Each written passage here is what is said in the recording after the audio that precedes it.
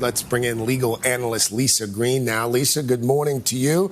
Good morning. Let's start with what we learned on Monday, this sort of almost cinematic detail of how they were able to capture her, the cell phone wrapped in tinfoil. She runs to another room. The prosecution's case for keeping her locked up and denying bail, Lisa, what is it?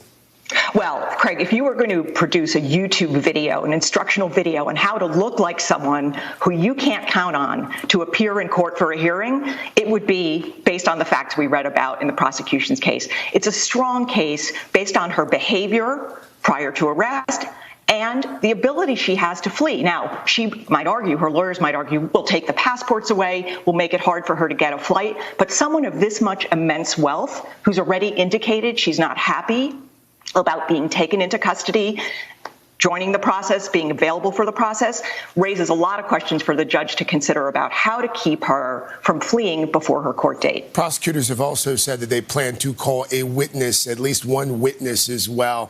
How common is that? What, if anything, can we glean from that? Yeah, prosecutors are allowed to make the case that one of the reasons Maxwell might flee is the strength of the case. And that's why they're bringing in witnesses to underscore the severity of the crimes that are charged against her. Probably not that typical, but then again, not a typical bail hearing.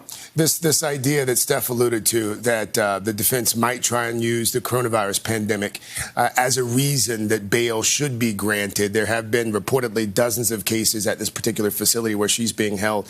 Any likelihood that that's an argument that holds water? You know, I don't think so. As Steph alluded to, there are lots of cases that have preceded this one where people have said, don't imprison me, I might catch COVID. And, you know, the justice system is taking some steps to make those prisons safer. Probably not the safest place to be, but I really doubt there's a carve out for her. Lisa, how much of what we're going to see today and over the next few weeks, how much of this is going to obviously play out in public? How much of this is going to happen behind the scenes in terms of trying to get Ghislaine Maxwell to cooperate with prosecutors? Is that something that we think is happening right now? Yeah, you know, the real currency she has in this system isn't necessarily the cash she could use to flee to the jurisdiction, but it's the information she has that she may or may not decide to share with prosecutors to get a more lenient sentence, to cut a deal. We won't hear about that in public, but it wouldn't be surprising if those conversations, assuming she's willing to play, are underway. Really quickly here, you think she gets bailed today, or do you think she ends up staying in prison? No bail. All right, Lisa Green, legal analyst. Lisa, thank you.